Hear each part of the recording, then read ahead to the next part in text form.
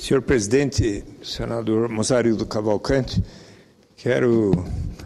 agradecer a atenção de Vossa Excelência. Eu precisei passar numa ótica para receber um novo óculos, e na ótica da senhora Audrey Brands, e quase que perdi aqui, não fosse por Vossa Excelência ter dado uma pausa para que pudéssemos, alguns senadores aqui, chegar e ainda ter a oportunidade, porque, afinal,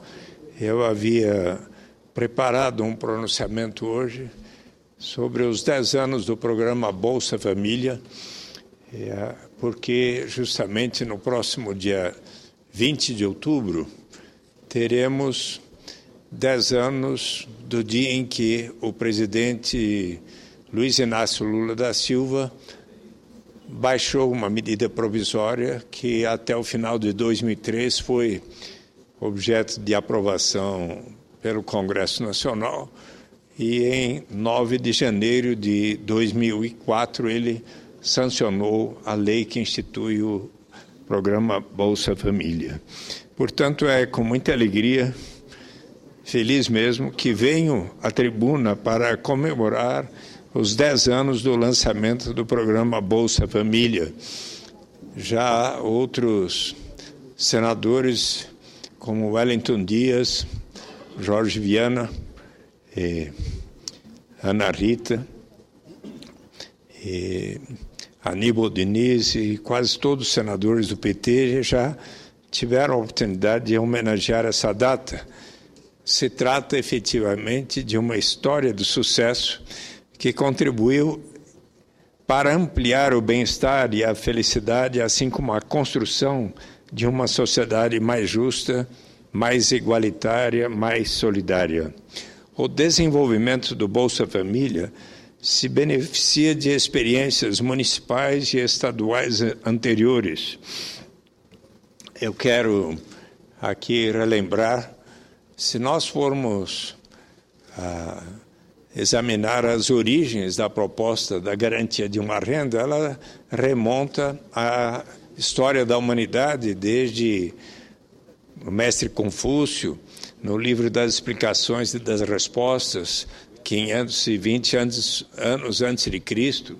seja em Aristóteles, 300 anos antes de Cristo, no livro Política, onde ele observa que a política é a ciência de como alcançar uma vida justa para todos, o bem comum. Para isso se faz necessário a justiça política, que precisa ser precedida da justiça distributiva, que torna mais iguais aos desiguais. Se formos observar os fundamentos no Antigo Testamento, na Bíblia Sagrada, a palavra mais citada na Bíblia é tzedakah, que quer dizer justamente justiça na sociedade, justiça social, o grande anseio do povo judeu, bem como do povo palestino. Se formos aos ensinamentos do Novo Testamento, nos Atos dos Apóstolos, na parábola de Jesus do Senhor da Vinha, na segunda epístola de São Paulo aos Coríntios, onde ele observa que todos deveremos sempre seguir o exemplo de Jesus, que, em sendo tão poderoso, resolveu se solidarizar e viver dentre os mais pobres, de tal maneira que, conforme está escrito, para que haja justiça, para que haja igualdade, todo aquele que teve uma safra abundante não tenha de mais, todo aquele que teve uma safra pequena não tenha de menos. Se formos examinar os ensinamentos dos seguidores de Maomé, do Alcorão, daqueles 4 califas que escreveram o livro dos hadis, Omar, que diz que toda aquela pessoa que detém um grande patrimônio deve destinar uma parcela deste patrimônio para os que pouco ou nada têm. Se formos olhar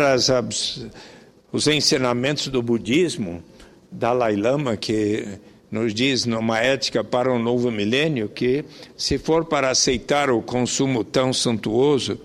dos mais ricos, deveremos antes assegurar a sobrevivência de toda a humanidade. Se formos ver as lições Thomas More, no início do século XVI, de Thomas Paine, vamos observar que eles colocaram os fundamentos de por que todas as pessoas devem ter o necessário para a sua sobrevivência e ter o direito inalienável de participar da riqueza comum de cada nação. Se formos adentrar o século XX e nos depararmos com Bertrand Russell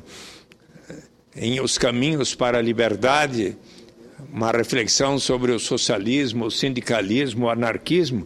depois de examinar todas essas proposições, ele chega à conclusão que a sua proposta era que todas as pessoas tivessem o necessário para a sua sobrevivência e daí para frente cada um iria receber aquilo que conseguisse por seu talento, esforço, criatividade e assim por diante.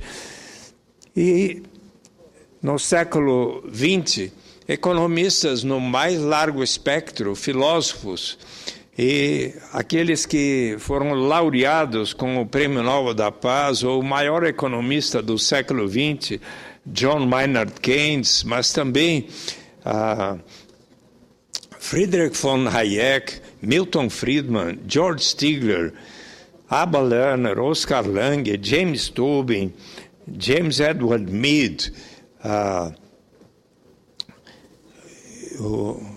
e Philippe Van Parijs, Guy Stenning e dezenas de outros colaboraram e foram chegando à conclusão de que deveríamos assegurar a todos uma renda para a sua sobrevivência.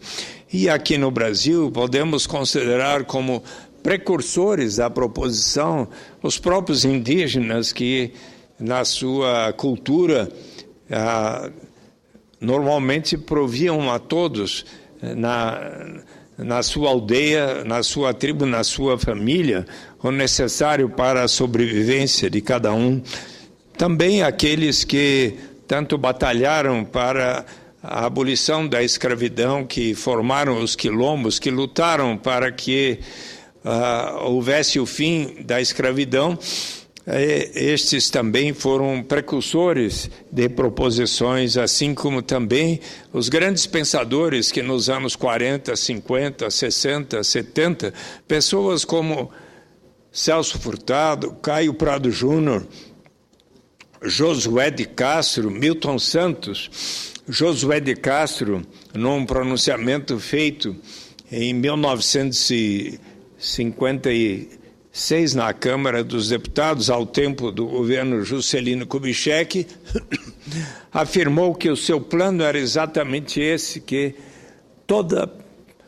brasileiro deveria ter assegurado o mínimo para a sua sobrevivência como um direito de todos de sermos brasileiros e brasileiras. A ninguém deveria ser negado. Nos anos 70, coube ao economista Antônio Maria da Silveira, que na época era do Instituto Tecnológico da Aeronáutica, depois foi da Fundação Getúlio Vargas e da Universidade Federal de Uberlândia, já falecido infelizmente, mas ele escreveu um primeiro artigo no meio acadêmico, segundo o qual se deveria prover a garantia de uma renda mínima através de um imposto de renda negativo. E eu muito interagi com ele e o convidei para, quando eleito, que fui senador em 1990, em abril de 91, com a colaboração de Antônio Maria da Silveira, aqui apresentei um primeiro projeto de garantia de renda mínima através de um imposto de renda negativo. E eis que esse projeto ganhou o parecer favorável do então senador Maurício Correia, ali então líder do PDT, e numa reunião de agosto de 1991, ali em Belo Horizonte, com 50 economistas coordenados, então, pelo professor Walter Barelli, eis que José Márcio Camargo, ao ouvir as explicações minhas e de Antônio Maria da Silveira, observa que, melhor ainda que uma garantia de renda, será bom se atrelarmos isso às oportunidades de educação, porque um dos problemas do Brasil é um número tão grande de crianças que são instadas a trabalhar precocemente e se provermos a garantia de uma renda para as famílias mais carentes, isso vai quebrar o círculo vicioso da pobreza. E daí surgiram em Campinas, no Distrito Federal, depois em Ribeirão Preto, os primeiros programas de renda mínima associados à educação, inclusive por iniciativa do nosso colega Cristóvão Buarque, então governador do PT, de José Roberto Magalhães Teixeira, Antônio Palocci e outros, e esses programas foram se espalhando por muitos municípios, e depois vieram 6 proposições no Congresso Nacional que foram objeto de aprovação, pelo qual a União passaria a financiar os municípios que adotassem programas de renda mínima associados à educação. E daí veio o Bolsa Escola, o Bolsa Alimentação, o Fome Zero, o Auxílio Gás. Em outubro de 2003, o governo do presidente Lula decidiu unificar e racionalizar esses diferentes programas que citei, reunindo-os no programa Bolsa Família, que concilia o pagamento de benefícios monetários com condicionalidades associadas à saúde e à educação. Em dezembro de 2003, o programa contava com 3,5 milhões de famílias inscritas. O número alcançou 6,5 milhões em dezembro de 2004 e hoje, o último dado ontem disponível no site do Ministério do Desenvolvimento Social, dava conta que 13.841.000 famílias, aproximadamente 50 milhões, mais de um quarto dos 201 milhões de brasileiros, vêm recebendo benefícios atualmente com um valor médio de R$ 152,35. Em junho de 2011, a presidenta Dilma Rousseff lançou o Plano Brasil Sem Miséria, com o objetivo de aprimorar o Bolsa Família no seu objetivo de erradicar a pobreza extrema. E o plano visava, antes de tudo, incluir os 16 milhões de pessoas ainda não beneficiárias do Bolsa Família que viviam, segundo o censo de 2010, com até R$ 70 por pessoa. A presidenta anunciou que o governo começaria localizando estas pessoas onde quer que estivessem por meio da busca ativa, uma vez que muitas dessas pessoas estavam dentre as crianças menores de 14 anos. O programa Busca Ativa significou uma estratégia do Brasil Sem Miséria, segundo o qual todos os governos estaduais e municipais, a sociedade civil, as entidades sindicais, empresariais e todos nós como cidadãos, senadores, deputados, vereadores, governadores e prefeitos, deveremos sempre, se porventura conhecermos alguma família e perguntarmos a ela qual é o seu rendimento, se não atingir pelo menos R$ 140 por pessoa no mês, digamos, pai, mãe, 3 crianças. Se não atingir pelo menos 5 vezes 140, R$ 700, então constitui a nossa responsabilidade, senador Ricardo Ferraço, senador Oswaldo Sobrinho, de informar essa família. Você tem o direito de se inscrever, vá até a Prefeitura Municipal na Secretaria do Desenvolvimento Social ou correspondente, e faça a sua inscrição, porque o seu direito é assegurado por lei. Então, e é importantíssimo nisto a localização e inclusão no cadastro único, a atualização cadastral de todas as famílias que estão relativamente pobres, e assim encaminhá-las ao serviço da rede de proteção social. Entende-se como rede de proteção social a oferta de direitos sociais básicos e de oportunidades para a inclusão produtiva, abrangendo as políticas de garantia de renda, como Bolsa Família, Bolsa Verde, benefício de prestação continuada, previdência social, acesso aos serviços como assistência social, saúde, educação, energia, água, segurança alimentar e nutricional, e também as oportunidades de trabalho e renda. Como resultado dessa ação governamental, segundo o último dado disponível do Ministério do Desenvolvimento Social, o total de famílias com renda per capita até R$ 140 registradas no cadastro único para programas sociais do governo federal é de 18,6 milhões, e dessas, 13.841.000 estão recebendo o benefício do Bolsa Família, ou seja, o pagamento dos benefícios abrange 74,3% do total de famílias cadastradas no cadastro único com o perfil Bolsa Família. Portanto, ali em Vitória ou em qualquer município do Mato Grosso do Sul, sempre é importante que nós venhamos a conhecer a quantas anda a busca ativa. No estado de São Paulo está em torno de 65%, no município de São Paulo estava em torno de 50% em dezembro, e o prefeito Fernando Haddad já avançou para cerca de 62%. Mas em maio de 2012, a presidenta deflagrou nova fase do Bolsa Família, o Brasil Carinhoso, cujo objetivo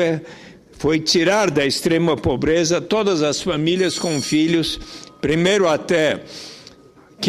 6 anos, depois até 15 anos, mas hoje toda e qualquer família, se considerado o rendimento do pai e da mãe, da família, mais o benefício do Bolsa Família, se não se obtiver pelo menos R$ 70 por mês, cabe ao governo federal, pela lei do Brasil Carinhoso, aprovada pelo Congresso Nacional no primeiro semestre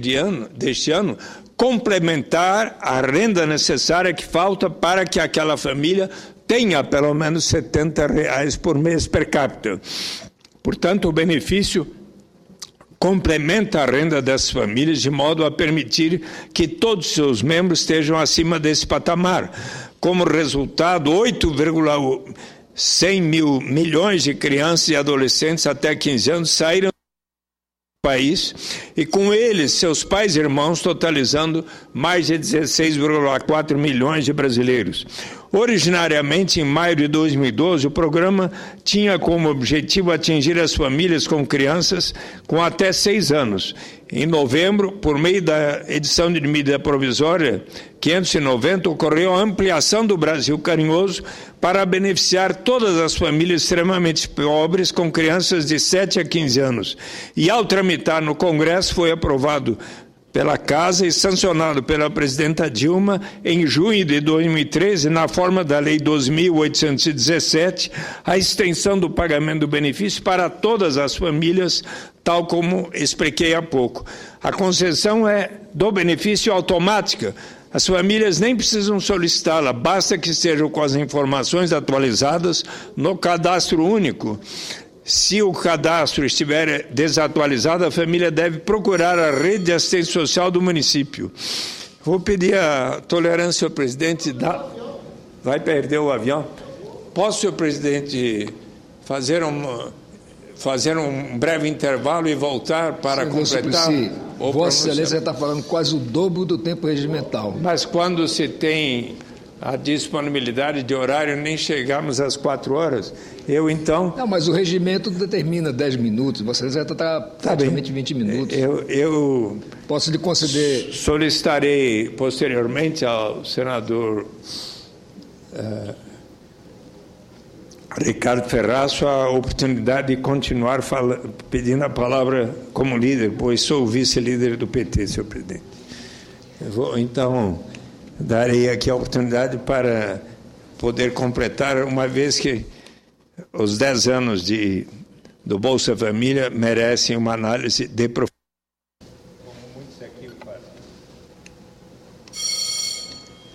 Concedo a palavra ao senador Ricardo Ferraço.